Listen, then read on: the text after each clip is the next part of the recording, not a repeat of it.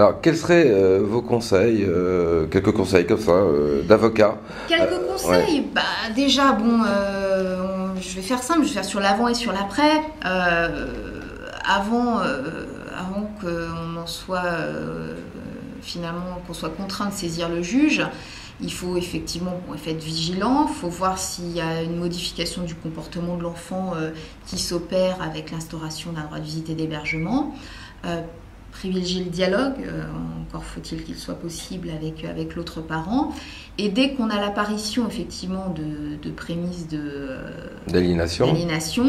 Là effectivement, dans le meilleur des cas, peut-être engager une médiation familiale ou une thérapie familiale, mais en matière d'aliénation parentale, ça se vérifie extrêmement peu, puisque l'autre parent, le but étant de rompre le lien, il ne va pas être conciliant et il ne va généralement pas être volontaire pour aller voir le médiateur. En tout état de cause, dès lors que c'est manifeste, il faut saisir parallèlement juge des enfants, juge aux affaires familiales, puisque je rappellerai qu'ils ont deux compétences complémentaires. Le juge des enfants, c'est celui qui protège l'enfant qui est en danger. Donc, quand on est en... Il faut saisir les deux, alors? Il faut saisir les deux, parce qu'en fait, on va avoir besoin de deux actions. Oui, mais on prend un risque peut-être aussi de placement de l'enfant. Non, c'est dans des cas extrêmes, et le placement d'enfants dans ce type de situation, sachant que le parent aliénant, on n'a rien à lui reprocher en termes de sa capacité éducative. C'est pas un enfant qui bat son enfant, c'est pas un enfant qui a déscolarisé son enfant, etc. Donc c'est vrai qu'on va quand même être beaucoup réticent à retirer de son milieu familial l'enfant. On privilégiera d'ailleurs une solution médiane qui est peut-être de le confier à un tiers, très très provisoirement, en demandant peut-être à l'autre parent de prendre du recul et puis d'aller voir un psychiatre. Mais on ne peut jamais contraindre de toute façon quelqu'un à entreprendre une thérapie. Ce qui est certain, c'est que la logique en la matière veut que le juge des enfants, souvent, ordonne une AMO, une mesure d'action éducative en milieu ouvert, qui fait intervenir donc des éducateurs spécialisés et des psychologues qui vont finalement essayer un peu de pacifier les choses, de rassurer les enfants et d'objectiver leur regard. Et à côté, donc, on a le juge aux affaires familiales qui, lui, est compétent pour se prononcer sur la résidence de l'enfant, modifier le droit de visite et d'hébergement et éventuellement transférer la résidence de l'enfant chez l'autre.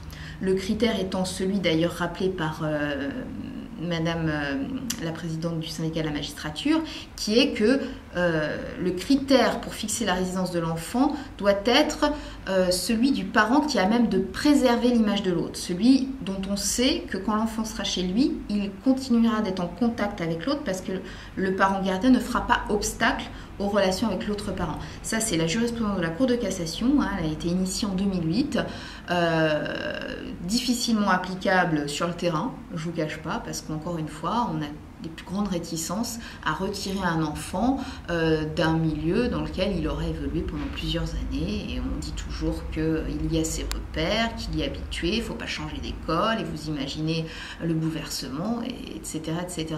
Mais encore une fois, c'est la règle de conduite et qui devrait, selon moi, être appliquée de manière systématique. Vous pensez qu'en France, on est vraiment en retard par rapport à d'autres pays? Je vois qu'au Brésil, il y a des applications.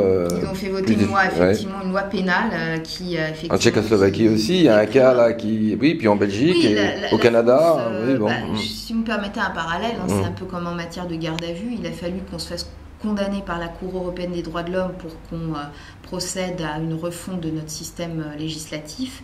En matière d'aliénation parentale, c'est exactement pareil. Il y a la Cour européenne des droits de l'homme qui reconnaît, qui nous dit que c'est une violation de l'article 8 de la Convention européenne des droits de l'homme, qui est les droits de chacun à avoir une vie privée familiale normale.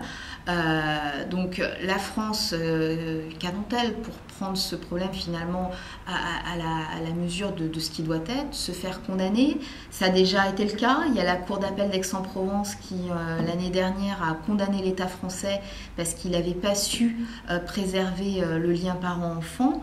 Voilà, donc on a quand même des signes extérieurs de la Cour européenne des droits de l'homme, des signes intérieurs, une cour d'appel en France qui nous disent que l'État a une mission à remplir, c'est protéger la relation parent-enfant et que s'il n'y pourvoit pas, il engage sa responsabilité.